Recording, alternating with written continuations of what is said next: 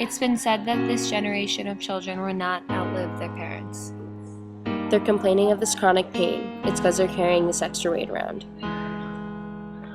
They're called different names, and that impacts their self-esteem and confidence.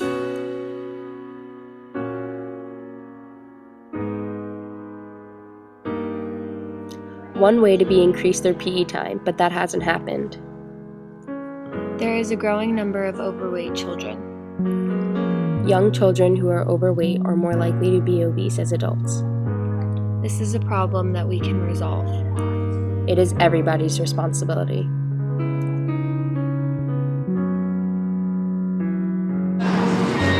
I don't want to say back in the day, but before when kids had the opportunity to go outside and play more, they were able to like exercise more now.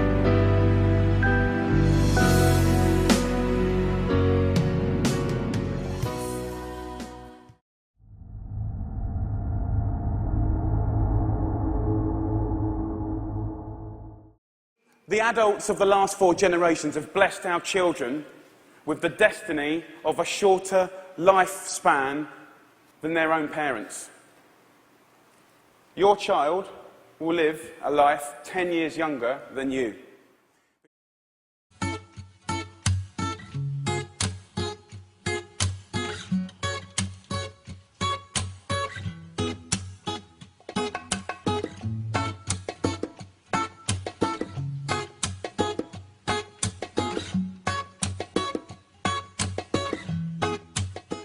There is an average of 4.5 of these restaurants within 1 mile, 11.4 within 2 miles, and 71.3 fast food restaurants within 5 miles.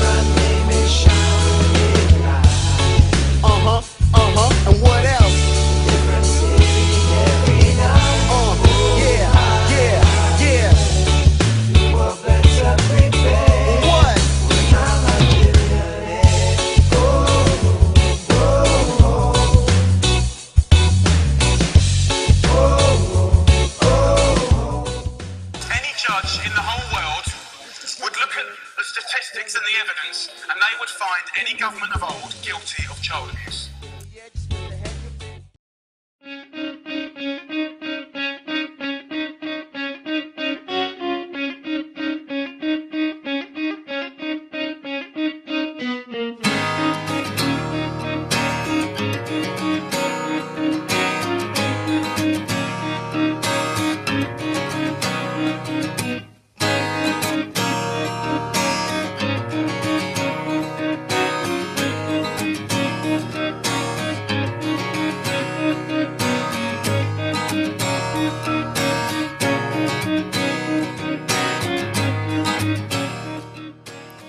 More than 1 in 3 school students who regularly eat school lunches are obese or overweight.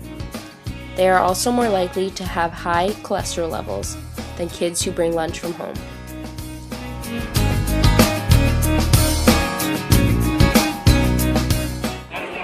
I used to get a sandwich from Pauline, and then I'll get chips to go with that or cookies.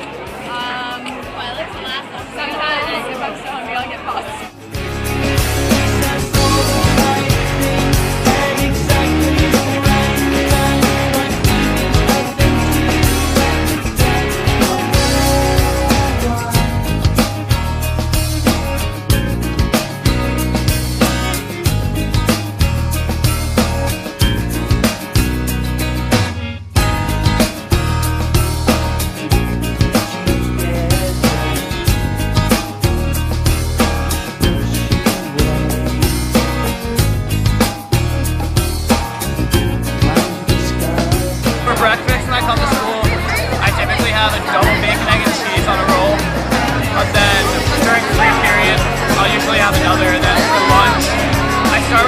the sandwich line is not that long. I usually get a sandwich and 2 Rice Krispie treats.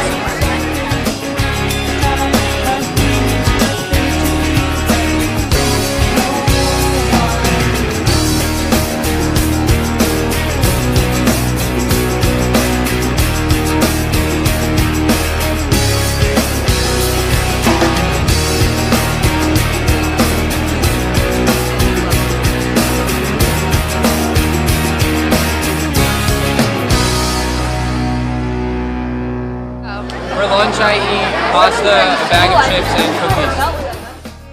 And the sugary beverages are, seen as a source of excessive calories that really have very minimal nutritional benefit. They just provide a lot of extra calories.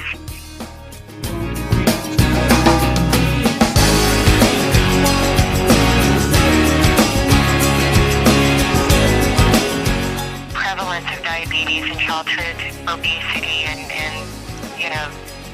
the ultimate development of diabetes is really a serious problem.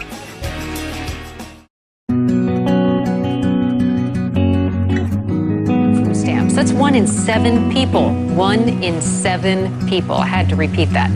They depend on the federal program to buy groceries. And as the jobless rate continues to teeter above 9%, the number of food stamp recipients has risen a whopping 70% in just 4 years. CNN's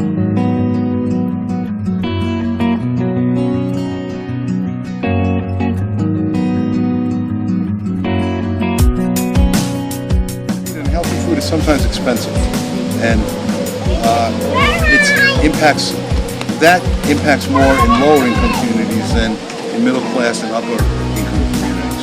So I think that would be a very important step. Of course, they already restrict, you can't buy tobacco or alcohol with them, right? Yet, poor diet hurts more people than alcohol and tobacco combined. Food stamp use hit a record high last summer, and now it surged even higher. 47,791,996 people took part in the Supplemental Nutrition Assistance Program in December of 2012.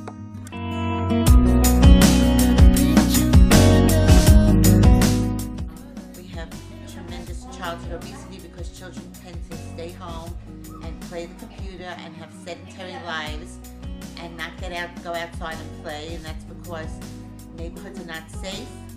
Parents are not that thrilled about letting their kids outside to ride their bike, go to a park. Parks have people in it that maybe they don't want the children to hang around. So children, again, stay inside. So it's very important that children exercise, even if they get an exercise video in the house and jump up and down. It's going to take even more schools stepping up and taking a harder look at the food our children eat and the physical activity they get during the day. It's going to take hospitals and child care centers paying attention to the nutrition and physical activity our kids are getting from the very beginning, because we know young children who are overweight are more likely to be obese as adults. And it's going to take even more people getting involved across the country. Families, businesses, educators, and anyone who has a stake in helping our children lead healthier, happier lives. I think childhood obesity should be a concern of public policy, just for the very fact that we're talking about children. Children need to learn, be educated, and experience opportunities to eat food, to have a menu that is healthy and will not contribute to health issues when they get older as adults. 30 years ago, most people led lives that kept them at a healthy weight. Kids walked to and from school every day, ran around at recess, participated in gym class, and played for hours after school before dinner. Meals were home cooked with reasonable portion sizes, and there was always a vegetable on the plate. Eating fast food was rare, and snacking between meals was an occasional treat. Today, children experience a very different lifestyle. Walks to and from school have been replaced by car and bus rides. Gym class and after-school sports have been cut. Afternoons are now spent with TV, video games, and the internet. Parents are busier than ever, and families have fewer home-cooked meals. Snacking between meals is now a commonplace. 30 years ago, kids ate just 1 snack a day, whereas now they are trending towards 3 snacks, resulting in an additional 200 calories a day. And 1 in 5 school-age children has up to 6 snacks a day. Now that's the bad news. The good news is that by making just a few lifestyle changes, we can help our children lead healthier lives, and we already have the tools we need to do it. We just need the will.